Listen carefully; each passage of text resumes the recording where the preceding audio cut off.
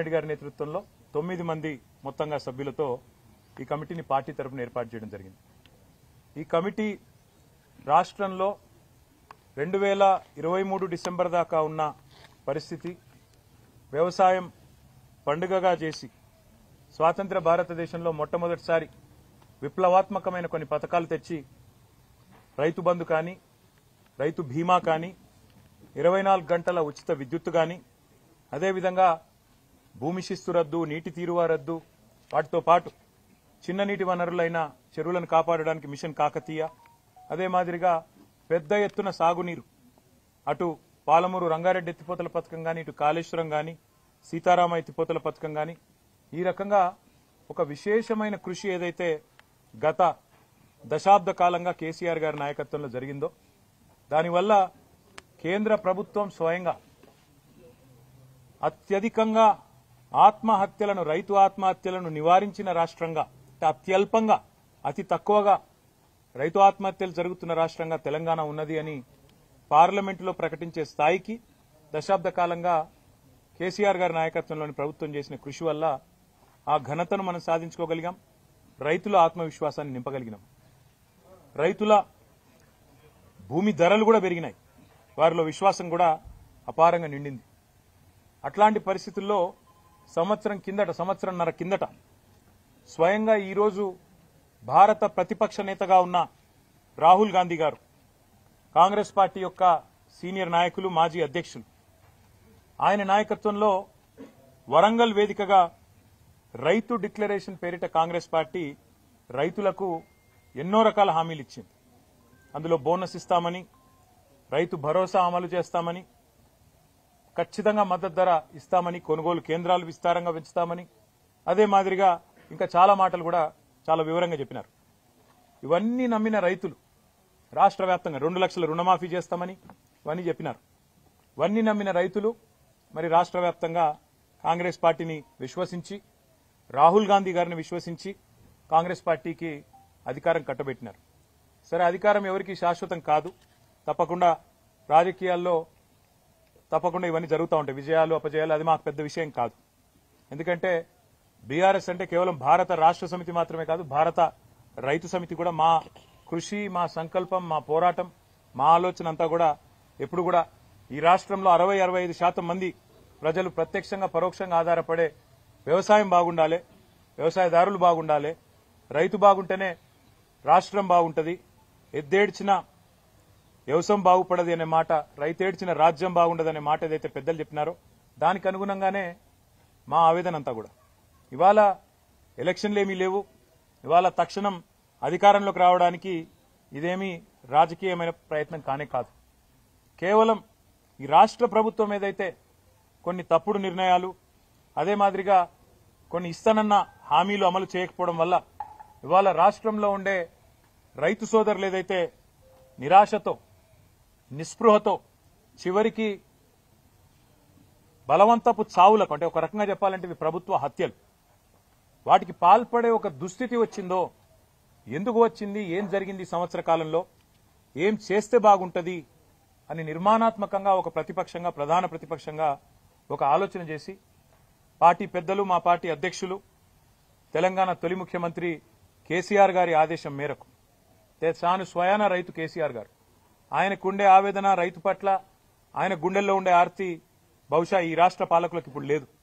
అందుకే కేసీఆర్ గారు ఆదేశిస్తే వారి ఆదేశానికి అనుగుణంగా ఈ కమిటీని ఏర్పాటు చేయడం జరిగింది. ఈ కమిటీ నిరంజన్ రెడ్డి గారి నేతృత్వంలో రాష్ట్రమంతటా కూడా విస్తృతంగా రాబోయే నెల రోజుల పాటు పర్యటిస్తుంది. ఈ నెల రోజుల్లో రైతు సంఘాలు, రైతులు, వివిధ సమూహాలతో ఎక్కడికక్కడ మరి కలుస్తుంది. కమిటీ యొక్క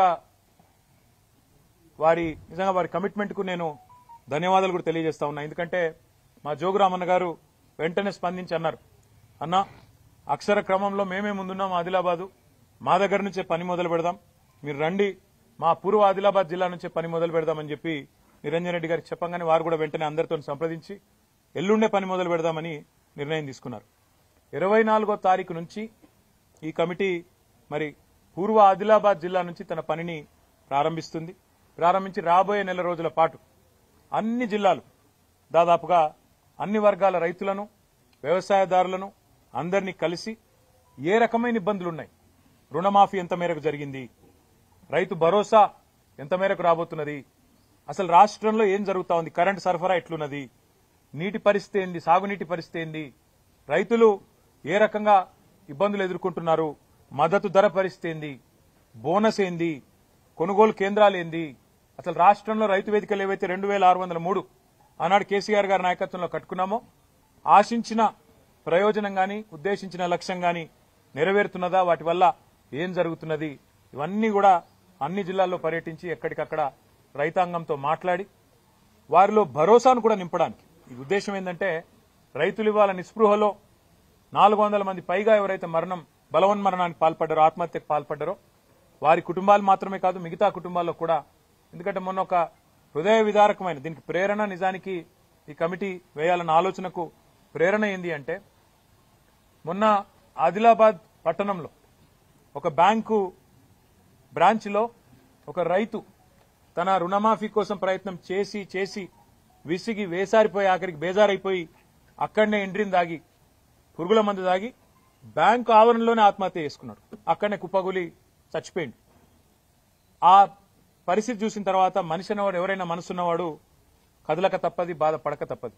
అందుకే ఈ వ్యవసాయ కమిషన్ కు, వ్యవసాయ శాఖ మంత్రి గారికి, రాష్ట్ర ప్రభుత్వానికి ప్రధాన ప్రతిపక్షంగా అదేవిధంగా మా ప్రధాన ప్రతిపక్ష నాయకుడైన కేసీఆర్ గారికి ఒక నివేదిక అందజేసి రాష్ట్ర ప్రభుత్వాన్ని కూడా క్రియాశీలంగా నిర్మాణాత్మకంగా ఒక మంచి ఆలోచనతో, మాకేమి రాజకీయపరమైన ఎజెండా లేదు ఇందులో, ఒక మంచి ఆలోచన రైతాంగానికి అండగా నిలబడాలన్న ఆలోచన తప్ప వేరే లేనే లేదు.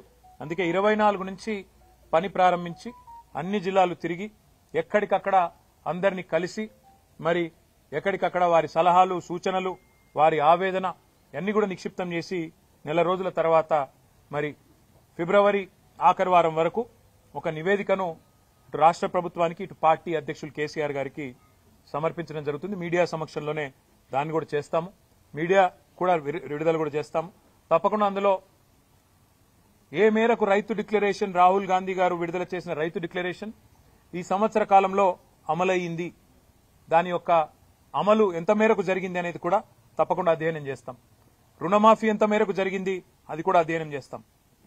బలవన్మరణాలకు ఆత్మహత్యలకు గల కారణమేంది, ఎందుకు జరుగుతున్నాయి, మద్దతు ధర వస్తున్నదా, పత్తికొస్తుందా, కందికొస్తున్నదా, సోయాకొస్తున్నదా, మొక్కజొన్నకు వస్తున్నదా, చెరుకుకు వస్తున్నదా, మిర్చికి వస్తున్నదా, మొత్తం తిరిగి ఎక్కడికక్కడ అధ్యయనం చేస్తాం. ఆ రకంగా కమిటీ రాబోయే నెల రోజుల పాటు విస్తృత పర్యటనలు చేస్తుంది. మీడియాకు కూడా మా ప్రార్థన, దయచేసి ఇప్పుడు అన్ని జిల్లాల్లో అన్ని నియోజకవర్గాల్లో కూడా ఈ కమిటీ యొక్క పర్యటనను మీరు కూడా దయచేసి సహకరించండి.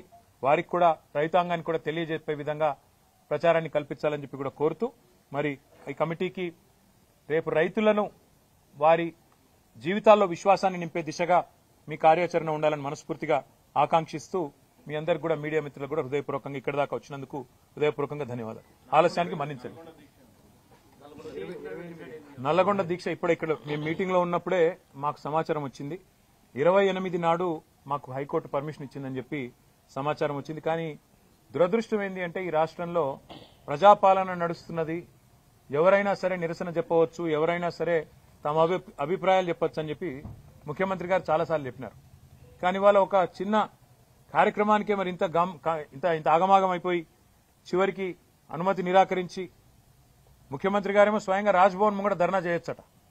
ఏది గంత బిజీ రోడ్డు, రాజ్భవన్ ముంగట రోడ్డు గంత బిజీ రోడ్డు, అక్కడ చేస్తేనేమో ట్రాఫిక్ ఇబ్బంది కాదట, ముఖ్యమంత్రి మంత్రులు అందరు పోయి ధర్నాలు చేయొచ్చట. కానీ మేము నల్గొండల క్లాక్ టవర్ కాడ చేస్తామంటే మాత్రం మొత్తం ట్రాఫిక్ స్తంభించిపోయి ఒక అంతర్జాతీయ రహదారి మొత్తం స్తంభించిపోయి మొత్తం రాష్ట్రాల రాకపోకలని దెబ్బతినే విధంగా ఉన్నదని చెప్పి రిపోర్ట్ ఇచ్చి రిజెక్ట్ చేశారు. చివరికి కోర్టు న్యాయం చేసింది. హైకోర్టుకు ధన్యవాదాలు.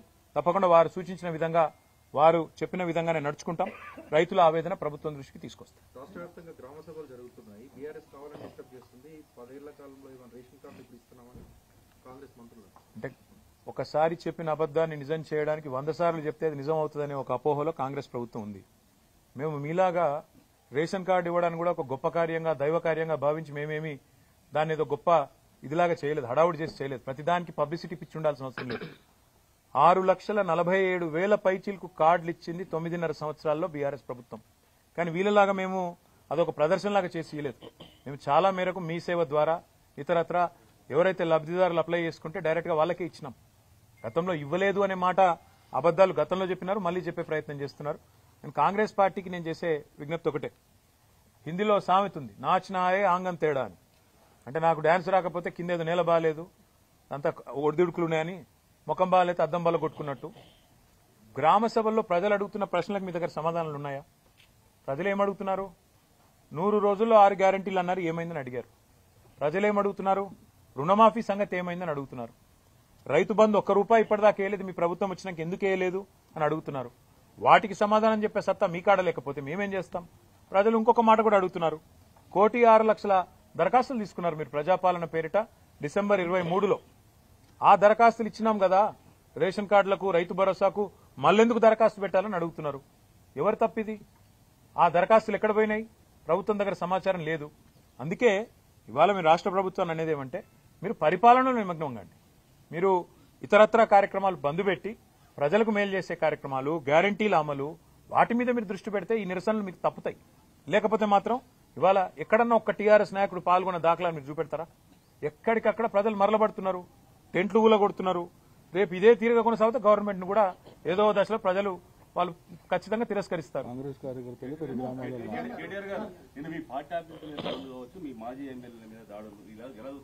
ఇలా చూస్తాం. ఈ రాష్ట్రంలో శాంతి భద్రతలు ఇప్పటికే పడకేసినాయని దేశమంతా అనుకుంటున్నారు. క్రైమ్ రేటు పెరిగింది, హోంమంత్రి లేరు. ముఖ్యమంత్రి గారు కేవలం ప్రతిపక్షాల మీద కేసులు పెట్టాలా, సోషల్ మీడియాలో పోస్టులు పెట్టే వాళ్ళ మీద కేసులు పెట్టాలనే తాపత్రయంలో ఉన్నారు. వాళ్ళ ప్రయారిటీ వాళ్ళది, మా ప్రయారిటీ మాది బ్రదర్. వాళ్ళ ప్రయారిటీ ఫార్ములా కేసు, మా ప్రయారిటీ ఫార్మరు. సింపుల్గా మా ప్రయారిటీ ఫార్మర్ కాబట్టే మేము ఈ పని చేస్తున్నాం. మేము వాళ్ళు అవతల ఏమనుకున్నా మా పని మేము చేసుకుంటూ రైతుల్లో 70 లక్షల రైతు కుటుంబాలకు 1,00,000 కోట్లు ఇచ్చిన ప్రభుత్వం మాది. 73,000 కోట్లు ఆనాడు రైతు బంధు రూపంలో నేరుగా ఖాతాలు వేసినాం. 28,000 కోట్లతో రుణమాఫీ 2 దఫాలుగా చేసినాం. కాబట్టి 1,00,000 కోట్లు నేరుగా రైతుల ఖాతాల్లో వేసిన ఒకే ఒక్క నాయకుడు భారతదేశంలో 10 ఏళ్ల కాలంలో కేసీఆర్. కాబట్టి మా ప్రయారిటీ మాది, రైతులకు విశ్వాసం నింపడం మా ప్రయారిటీ. రైతుల్లో సావకుండా చచ్చిపోయే పరిస్థితులు ఏవైతున్నాయో వాటిని నివారించడానికి ఏ చర్యలు తీసుకోవాలనో ప్రభుత్వానికి సూచనలు చేసే దిశగా నిరంజన్ రెడ్డి గారి కమిటీ పనిచేస్తుంది. మళ్ళీ ఇంటరాక్ట్ అవుదాం. ఎల్లుండి వాళ్ళు పని ప్రారంభిస్తున్నారు. దయచేసి ఇంకా వాళ్ళకి ఇంకా చాలా పని ఉంది, రూట్ మ్యాప్లు అవి చేసుకోవాలా. కాబట్టి మిగతా విషయాలు రేపు ఎల్లుండి మనం మాట్లాడుకుందాం. Thank you.